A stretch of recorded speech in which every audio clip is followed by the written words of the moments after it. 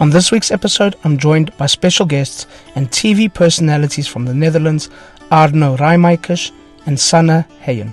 As hosts and producers of the popular TV show Way of Living, Arno and Sanne share their experience of Portugal and why more and more people are considering Portugal for not only a second home, but also a place to live. We discuss, amongst other things, wine, food, safety, an angry priest, stress-free shopping, but mostly why they both feel really good and really free when they visit Portugal. Welcome back. Bom dia. Welcome back or welcome to another episode of Portugal, A Simple Life. And I'm delighted to be joined here by two very special guests all the way from... Are you in Amsterdam? We're close to Amsterdam. They call Hilversum. Yes, near Hilversum, yes. The media town. Let me see if I can get these surnames right. So it's Arno Rijmaker. Sort of. Arno Rijmakers, yes, but in English. Arno Rijmaker. And Sanne Heyen. Yes, that's good. That's good. That's good. So I'll tell you guys something. My first ever visit to the Netherlands was to Hilversum. To Hilversum? Yeah. Yeah, what were you doing? I played music there. What instrument? Every guitar and the voice and the harmonica, all of the above. One-man band. One-man band, multi-instrumentalist. Yeah, and I played in all places. There was a place called Goish at that time, Goish Podium. Goish Podium, yes. And I played there, yeah. Yeah, Goish Podium. Yeah. Goish. There you go. You got exactly. It all. You can move right to Amsterdam with your G. Are you also going to sing for us? That wasn't agreed in the show notes, but we can always make a plan. Yeah. I don't know, and maybe the two of you ladies first, Sanne, and then I don't know. You can just tell us a little bit about yourselves, what you do, and things like that. Go ahead, Sanne. I'm 41 years old, and I live near our office, about 5 minutes. I have a son, he's 6 years old. Mickey is his name. And I'm in divorce right now, so that's not really exciting topic to talk about. And love to drink, going out, having fun with friends, and playing tennis and skiing. I didn't know you loved to drink. Yeah, a lot. Yeah. Okay. And I didn't know. Bar. That's from the bar. That's a little bit, maybe too much background information, but that's what happens after the TV shoot that we do. Anyhow, we'll follow up about that. Who am I? My name is Arno Rijmakers, as you said, the Rijmakers. Our job is we are TV producers. We are producing various TV programs for RTL4, the biggest commercial broadcaster in the Netherlands. We do as well have the function of TV host, so we are presenting and producing and doing lots of other things. My age we don't want to talk about, 42. Actually had my birthday a few weeks ago. My hobbies. Happy birthday. Sorry? Happy birthday. Thank you very much. Yeah. Everybody reminded me that I became 60 years old. You don't look 60, Arno. You don't look 60. There you go. I feel like I said, 42, like Sanne, yeah, almost.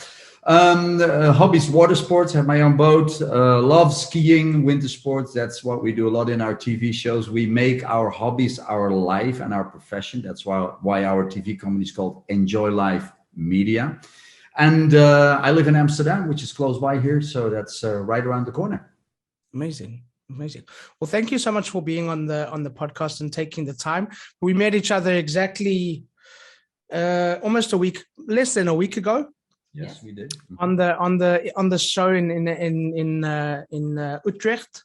So it's great that you could do this at such short notice. So thank you so much.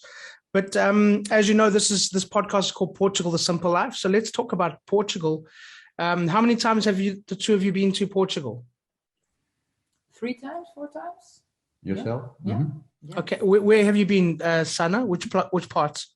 Oh, I can't talk about it. I was 16 years old. It was Albufeira. Yeah, better not to talk about Albufeira and the Strip. Yeah, exactly. No. And since then? Yeah, I've been 3 times with friends and family on a holiday, but always in the Algarve. Okay. And the last time I was in Lule. Lule. Yes, Lule. Yeah. I really loved it. Mm-hmm. Yeah. And for you, Arno? I've been in Portugal numerous times because I used to be a cruise director for Cunard Cruise Lines. So we Okay. sail into Lisbon and into Porto, etc. And that's many, many years ago. Since then, since we've got now company being TV producers, we've been filming in Portugal. A lot of times, Sana mostly went, but I went 3 weeks ago. And I was in Quinta do Lago, which is in the south, Algarve. So that was a fabulous couple of days. I saw you played some golf. I did play. Well, there's 40 golf courses there in the area, so we did hit the one golf course, which was right at the center of Quinta do Lago, just to show our TV audience as well, how it is like to have the lifestyle of the rich and famous in the South Algarve. Yeah, and I don't think we have enough golf courses in the Algarve. We need a few more, maybe. No, Really? I'm joking. There's so many. There's so many golf courses. Yeah, makes for a nice area, nice surroundings. It's wherever there's a golf course somewhere around, it's always the country club feel everywhere around. Yeah, for sure. For both of you, I don't know, maybe you can go first this time. Everybody has sort of an expectation when they visit Portugal. What were some of your expectations coming to Portugal those first few times and since? Well, the first few times, it's maybe 20, almost 30 years ago, it was with a cruise ship, and I visited Lisbon, which is an amazing city, and it used to be great to sail into Lisbon and to sail out of Lisbon and to undergo the Portuguese lifestyle. But with cruise ships, most of the time you visit one day and then you leave again. So the next day, quite short.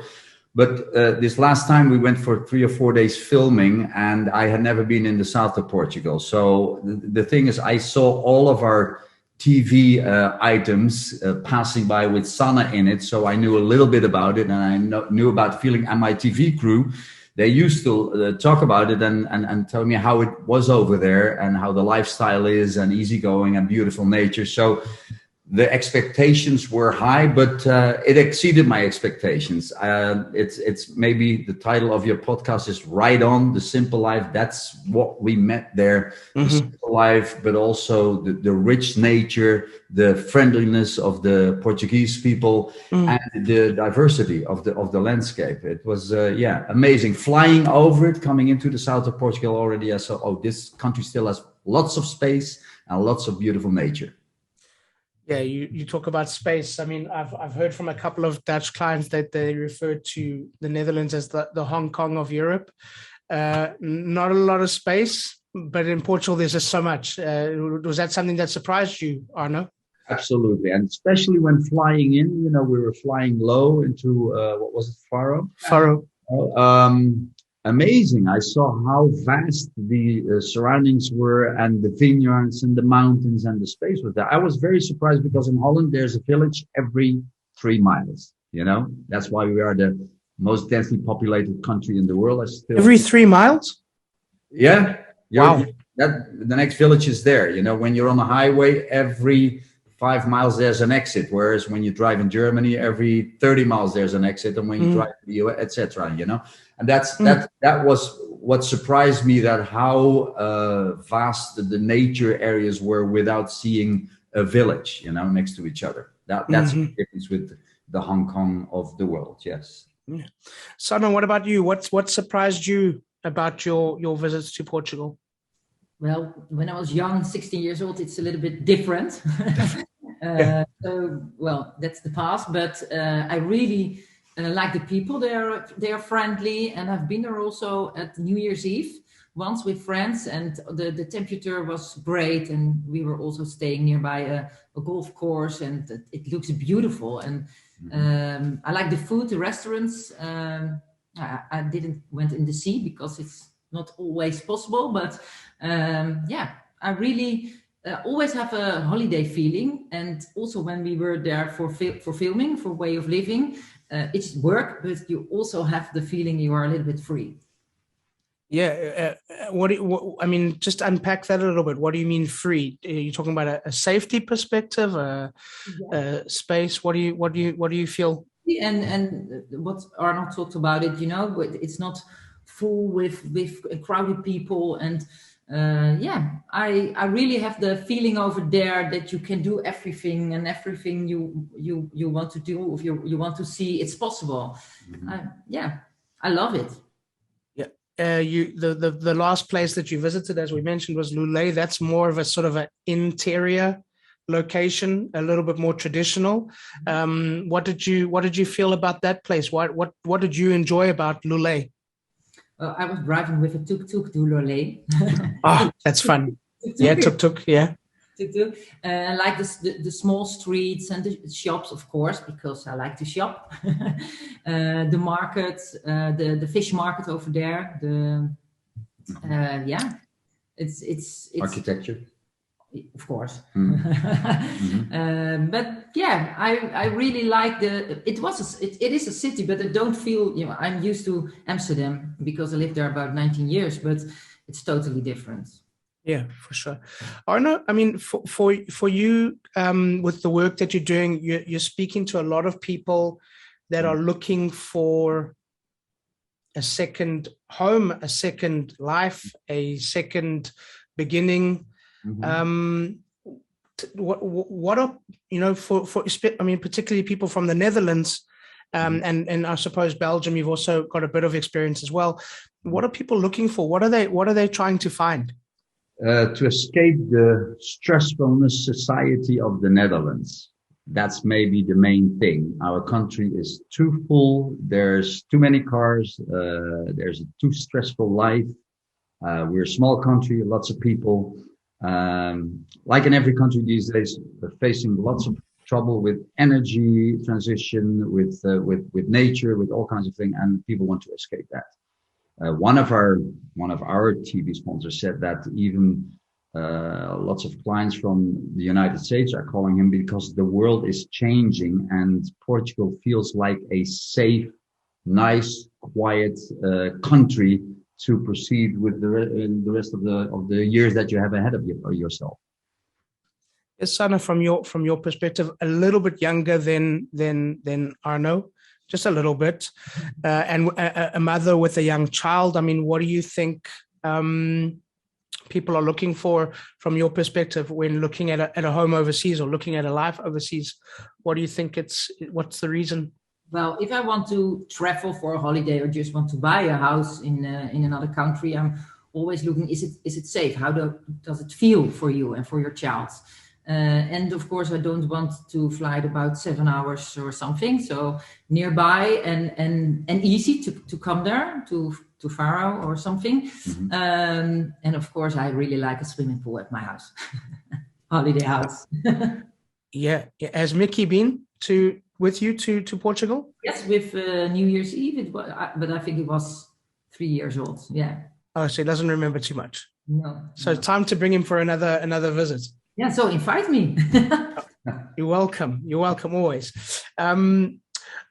What for you, Arno, were some of the big differences that you see between the two countries? I mean, I know you've already mentioned some things, but if you kind of compare, I know it's difficult to compare countries because they're completely different, but what are some of the things when you compare Portugal and the Netherlands, first of all, on a favorable thing? So what are things that people from the Netherlands will enjoy about Portugal? Lower prices in restaurants, lifestyle is cheaper. I think that the prices of the houses are lower than, well, in Holland it's been skyrocketing the past 5 years. So whenever you go to Portugal, whatever house you pick, it's still cheaper than when you would buy that same house in the Netherlands. On top of that, you get, like someone says, a swimming pool with it and an extra bedroom, etc.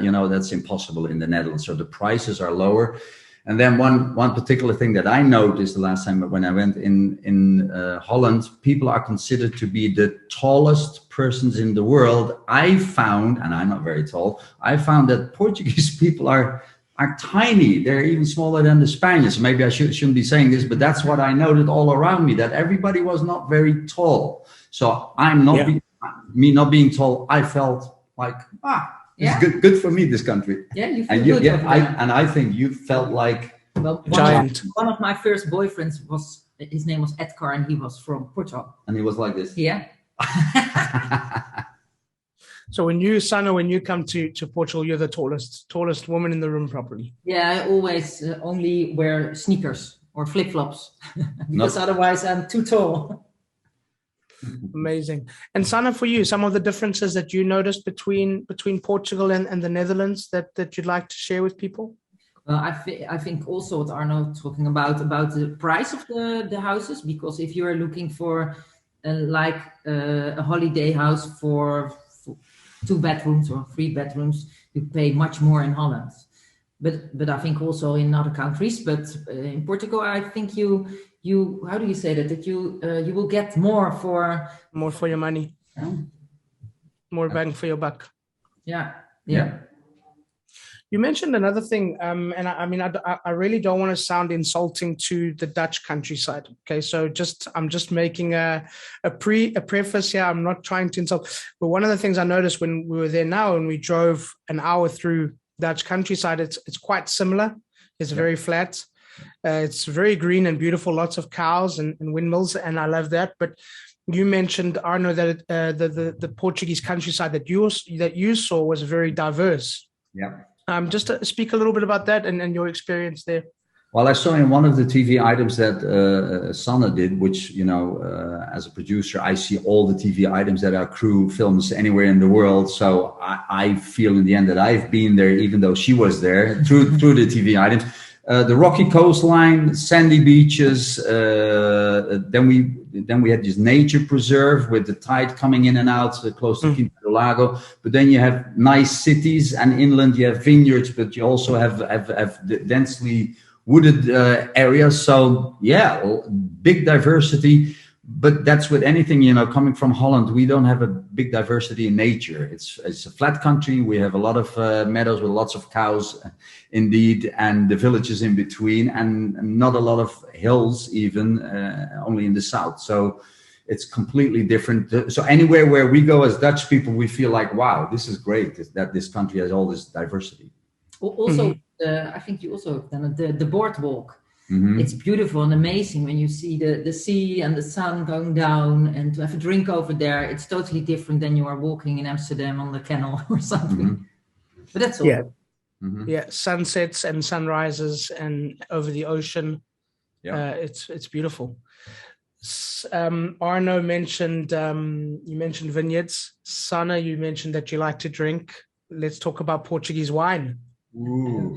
I like port. Okay. But the wine, I don't know. You like the wine? I don't like port at all. My mother does. But Portuguese wine, phenomenal. Actually, I got a picture sent last night from my girlfriend who's overseas right now. And she said, look what we drank last night, the whole bottle. And it was Portuguese good wine. So that where was she, Arno? She's in Belarus at this moment. Wow, Portuguese wine in Belarus. Exactly. Amazing. They drinking good wine over there. So I don't know how they got to the bottle, but that's the picture I got. And, in this time of difficulties and war over there, she was hesitating to travel there, but she was visiting her sister and they were drinking Portuguese wine. And other than that, Portuguese wine, just like any other country, France, Italy, Austria, you'll always find good wines. The one thing that I don't know about Portugal is where to find the best wines from Portugal. Which area is best for that? It's a debate that we've had many times on the podcast before. My wife and I, we are in Team Alentejo. We think the best red wine in the country comes from the Alentejo, it's the biggest geographical area in the country. Mm-hmm. It's south of Lisbon, so between Lisbon and the Algarve. But it's also the least densely populated area in the country as well. Very, very remote, lots of agricultural areas. For me, the best red wine comes from that area. My brother-in-law, he's a winemaker. He says the best wine region is the Dow. There's people that think it's the Douro. There's lots of good wine regions. So yeah, you just got to try it and see. Yeah, Sanna's good for that. She loves drinking, so. and says, well, I prefer white wine, but I remember I drank it with when we were there for the TV, and it was a little bit sweet. So I wanted to try maybe the next time a little bit more dry. A dry white, yeah. So you need to. Douro is probably the best for that. You also have a fizzy wine that we call Vinho Verde, which it's kind of like a champagne, but it's not really. It's a wine that they bottle early from a particular region as well. Yeah, I mean, I don't know if you know this, but Portugal has I think it's the second or the third most grape varieties in the world. And it's a really small country. So from a wine perspective, it's amazing. We went out for dinner in Utrecht on the last night that we were there, and the cheapest bottle of wine on the menu was 35 euros, which for us from Portugal is really expensive. But it was a Portuguese bottle. So it was okay. It was okay. It was okay. Yeah. Also, I mean, the other thing that I've been speaking to a lot of people about, and I don't want to get too negative, and we will talk about more positive things as well. The energy situation in a lot of the Northern European countries, this is becoming a huge factor for people when they consider moving abroad or having another home abroad, isn't it? Absolutely. It's becoming a huge issue since the war started. The energy prices have been skyrocketing, and our government is trying to do something about that with a price cap and with a reimbursement, etc. But this is a long-term thing. And in Holland, a lot of people depend on gas and the electricity. So it makes people want to move to countries where things are cheaper, definitely. So this will play into the hands of anybody who's selling a home in Portugal to attract people from the Netherlands, or that's the reason why in the end they will make the move, because everything is getting too expensive. Don't know if the situation also is like that in Portugal with the energy prices, but it definitely still will be lower than it's yeah. Yeah, I mean, it has gone up, but nothing compared to what I'm hearing in the Northern European countries, the UK, and also we're producing a lot of our own energy, so we're not reliant on Eastern European places, names that we shall not mention on this podcast. But yeah, Sana, you mentioned the safety aspect. Did you feel, I mean, has this something that's changed for you over the years, that you've noticed, parts of Europe getting less safe? And then did you feel that Portugal was a safe alternative for you and your boy? Yes, absolutely. Because I don't know why, but when I was a child, I'm always a little bit afraid for everything, and don't feel safe in my own house or at the street. And I travel a lot, so you are always with people. But when I'm traveling in this summer, this was the first time with my son.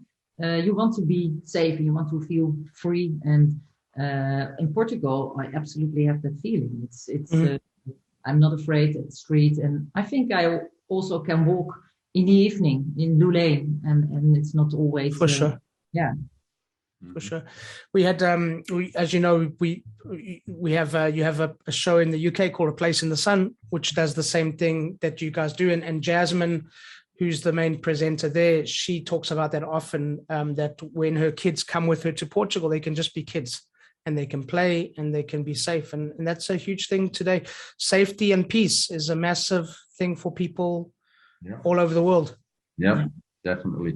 And that's why, like I said, one of our sponsors of the program mentioned that even Americans now are moving to Portugal. And America was always a safe place. I lived there for 13 years, and I always felt that I lived in the best place in the world and the safest, because who's going to attack America? But now Americans want to move from there. Too many murders, too many youngsters being killed. And that's why they said, no, we want to live a big part of the rest of our life in Portugal, because it feels very safe there. Money is well invested. It's a Western European country. So all of that together makes them make the move. Yeah. Let's do just one thing, because this is a pro Portugal podcast. But I mean, is there anything that you guys that are having visited want to warn your countrymen about, something that they just be aware of that's different if they come to Portugal? I don't know if there's anything that you would have to say about that. Well, I'm smiling, being tickled, because we had a small incident in a church near Almacen, and it was a priest who had to let us into a church, which is not very famous in our country, but apparently a lot of people know about it. It was a hidden treasure with the azulejos, if I say that right, the blue-white the tiles. tiles and gold. And when you walk inside, it's like you're in heaven almost. And we didn't know about it, and a lot of people didn't know about it. But the priest who was in charge of the church, I must honestly say, I never met such an unfriendly priest in my life. I think we woke him up from his siesta, and that's why he was terrible, and he almost pushed us out of the church. Even when we made the agreement to come and film there, it was all spoken about weeks before, and etc. So that was the only negative thing that I encountered in Portugal, but it was more funny than that it was negative. Yeah, that's funny because we don't have siestas, so I think maybe he was just angry because he's a priest.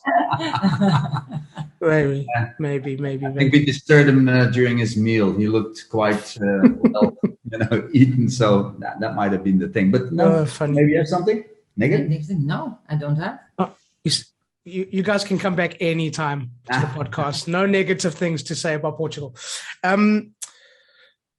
The second home in the second home expos. I mean, I'm not a popular guy there with all of the people because I don't always say the nicest things about Spain, but because they are big neighbors. Yeah. But besides that, what do you think? Why do you think it's a good idea for people to visit these shows? What can they get out of it?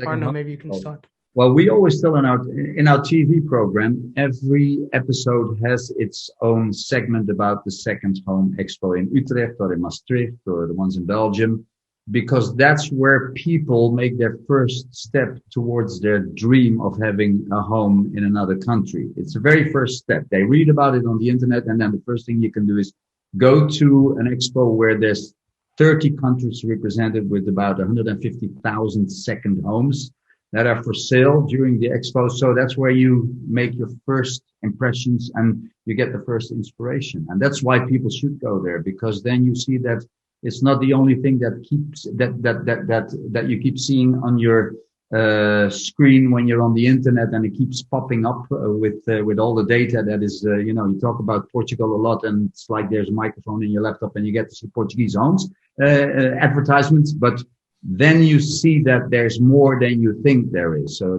that's always a good step. Yeah, and some people they go to the fair because they know they are looking for a house or second house in Spain or something like that. But a lot of people's coming over there and they want to have inspiration and no pressure to buy directly. So just have some information and have the feeling about different countries, and maybe they are coming in and they think, okay, I will buy something small in Spain, and then they go to Portugal. And they go to Portugal or just in Holland, something. Yeah.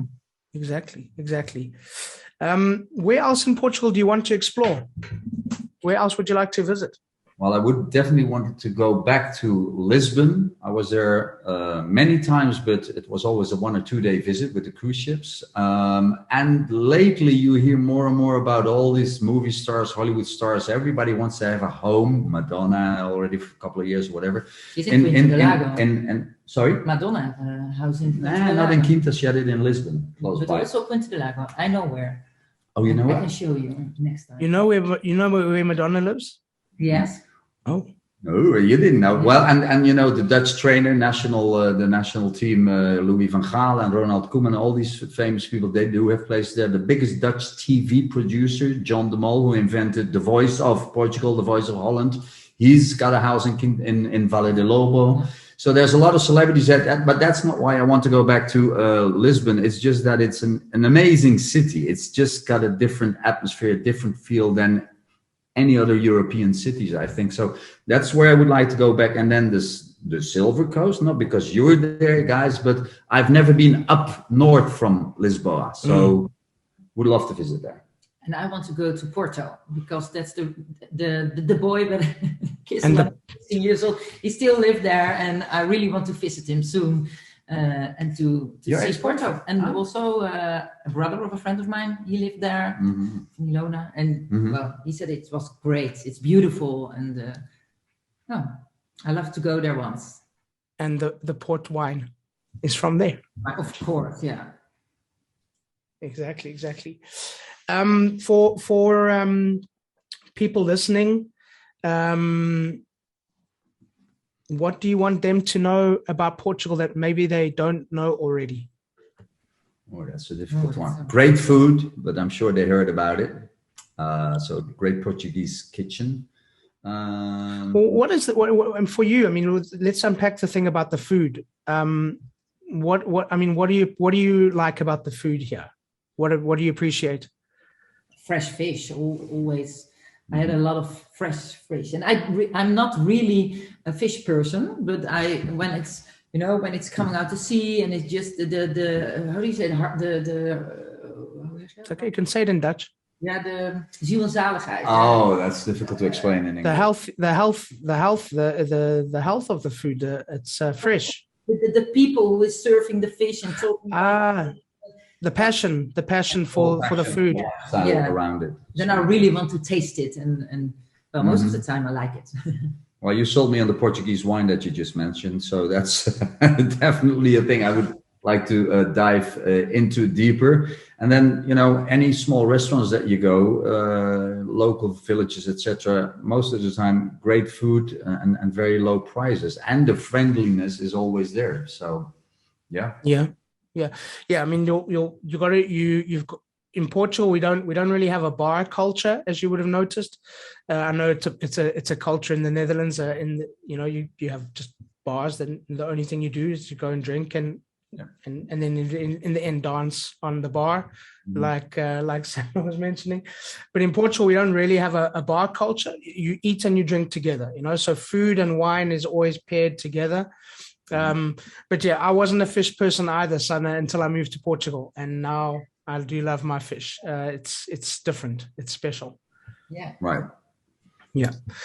Okay. So, what else do you want people to know besides the food? Well, for those who don't know about fados, I do. Yeah, I've heard them in Lisbon, and I think a few years ago, Portugal won the European, the international song contest, so it became second with the fado type song. Yeah. It was Salvador. He sang at my sister's wedding. Wow. Yeah. He's an amazing guy. It was a fado type song. It was just simple with a guitar and a piano, I think, and he just sang. Well, so and there's because with this day and age with the internet, songs of all countries, they start to sound alike. But the fado is definitely like in the south of Spain, the flamenco. It still stays fado. There's this, how do you call it? This tristeza, this sadness into the song and the melody. I really do like that in the good moments when you're really into that. Yeah, you've picked up some Portuguese words along the way. I know. Yeah. What's your favorite?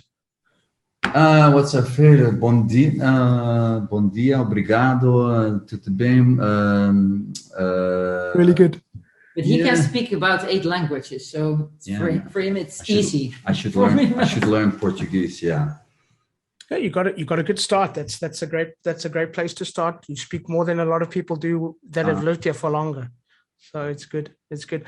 Sana, what about you for things that you want people to know about Portugal that they possibly don't know already? When I was in Lulé, I told you I like shopping, and of course I want to go into the shops and look and buy something for myself or for friends or my son.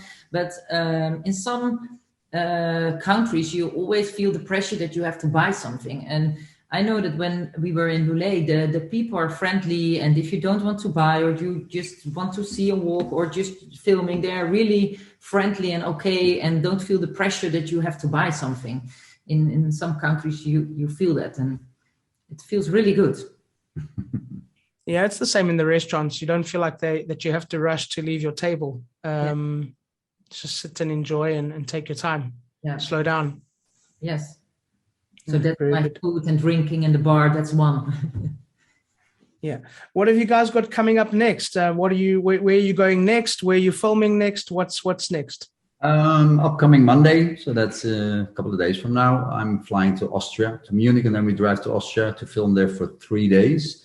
Mm-hmm. We were filming yesterday in the northern part of Holland, Groningen, and in Twente, which are local regions in the Netherlands. Also, is Twente where they do that weird sport where you climb the pole and then the pole falls over? Yeah, it's called Viereljeppe, and that's in Friesland. It's in the northern part of Holland. Yeah. Yeah, I was watching actually last night on Netflix. Ah, I want to try it, but I don't think I could get that high up the pole. Yeah, they're good at. There's championships there because Friesland is all about water, canals, and small rivers. So that's the way they used to They jump. used to get over. No bridge. They climb up the pole and jump right over a what we call a sloot or gracht or canal. That's about 5 meters wide, and they managed to do it. So it's Amazing. Yeah. you saw it on Netflix? Yeah, there's a documentary on Netflix called The Games or Human Games or something, and they have this as a sport, strange sports that people play throughout the world, and it was one of these, and it had that one, and I think they did say it was the north of Holland. I don't know exactly where it was. It's interesting. Okay. Yeah, and we're filming next. Let us see, where are we filming next? In November, we will. Filming a Christmas special in Austria. Mm-hmm. Oh, nice. White Christmas. Yeah. I hope so.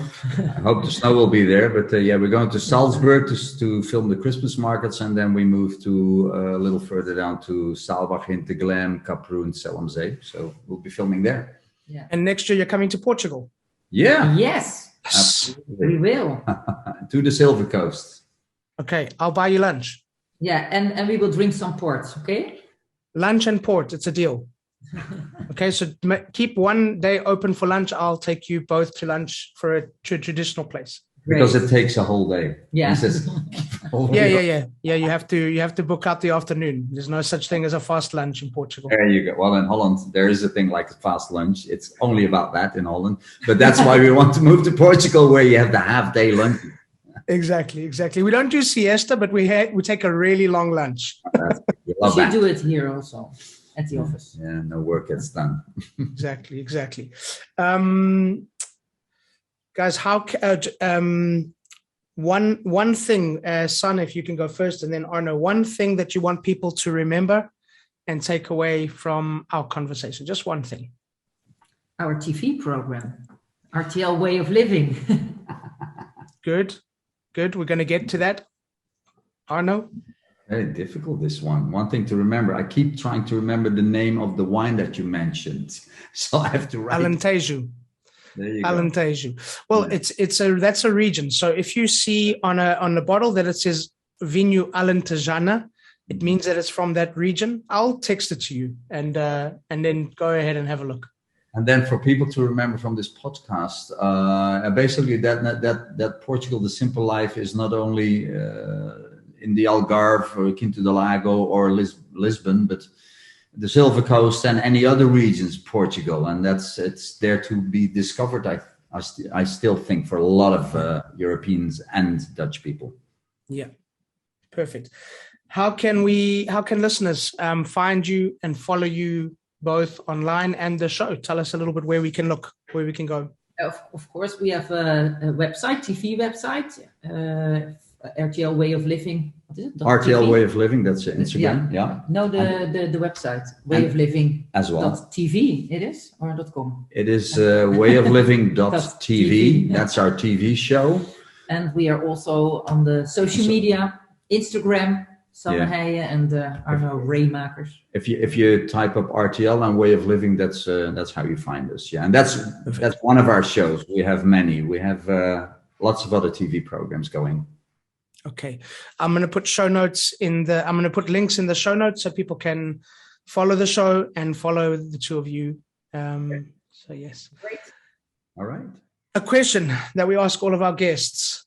Arno, you can go first this time, and then Sana. Portugal, the simple life. Why? No stress, easy going. Don't think too much ahead. Live in the now. I like it. I think every day feels like a holiday. Also when you are for work over there. It's true. I know from experience. Yeah. And that's your It's not working right now, isn't it? No, I'm not working. I'm having fun. Yeah. Very good. Thank you so much for being on the podcast. It's been a pleasure. You're very welcome. It was a pleasure for us, and we had fun, and we should do it again in Portugal. Yes, let's do it. We'll sort it out. And lunch, don't forget. There you go. Okay, and thank you guys for now. I'm going to let you call it. Okay. Yes. It's a wrap. wrap. Tot ziens. Dag. Bye-bye. So thank you once again to Arno and Sana, and thank you to all of you for listening. Please subscribe, share with your friends, give us a thumbs up, and please leave a comment or a review. We'd love to hear from you. Don't forget, we also have a magazine. You can download it for free. We'll be back next week with a brand new episode. And as we say in Portugal, um abraço. Welcome to the simple life.